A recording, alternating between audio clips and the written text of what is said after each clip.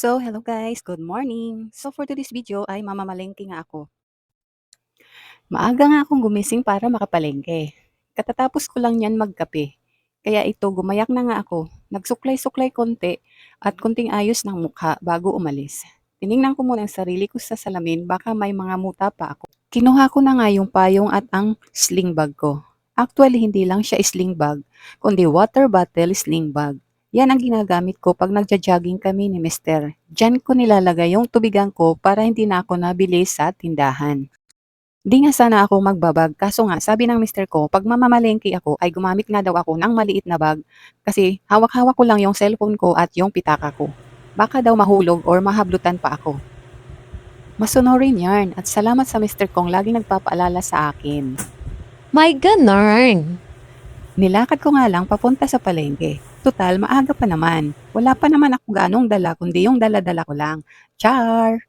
Isa pa, para na din makatipid. Sayang din kasi pag mag-sidecar pa ako papunta sa palengke, 50 pesos pa naman. Kaya namang lakarin kasi malapit lang din.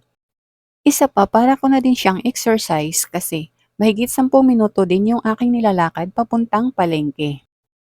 Naalala ko pa nga nung nag-aaral ako ng high school doon sa amin sa probinsya, ay kailangan ko ngang lakarin yung paaralan namin mula sa aming barangay papuntang bayan para lang makapag-aral dahil na rin sa hirap ng buhay at kakulangan sa pinansyal.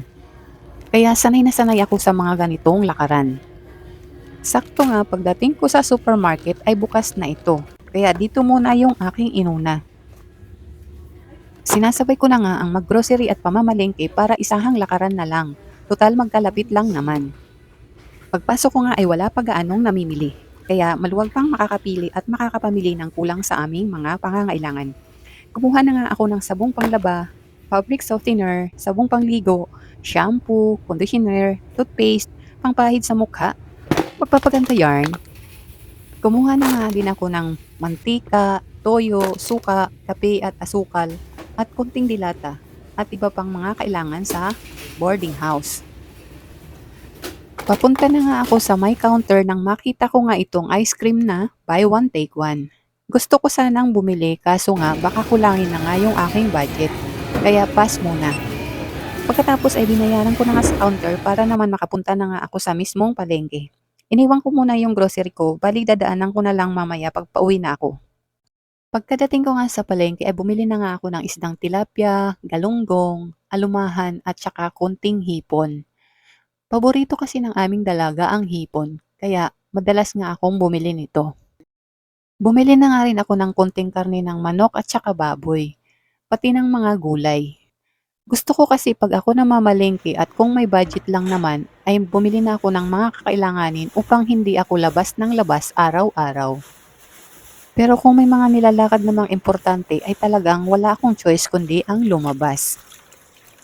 Fast forward at nandito na nga ako sa boarding house. Pagkadating ko nga ay nilinis ko na nga agad itong mga isda upang mailagay agad sa ref. Sa init ba naman ng panahon ngayon ay mabilis ngang masira ang isda at saka mga karne. Habang naglilinis nga ako dito ng isda at saka ng karne ay naririnig ko na nga ang tunog ng aking tiyan. Nag-aalboruto na nga yung mga bulate kasi nga kape nga lang yung aking ininom kanina bago ako nagpunta ng palengke. Nailagay ko na nga sa ref yung isda at saka yung mga karne. Pagkatapos naman ay isa-isa ko namang iniayos at inilagay ko na nga ang aking mga grocery dito sa aking mini pantry. Mini pantry? My ganorn! Ito nga palang aking mini pantry ay nabili ko nga lang ito online. Nagandahan nga ako dito kaya napabili nga ako. Maigi na nga yung may ganito.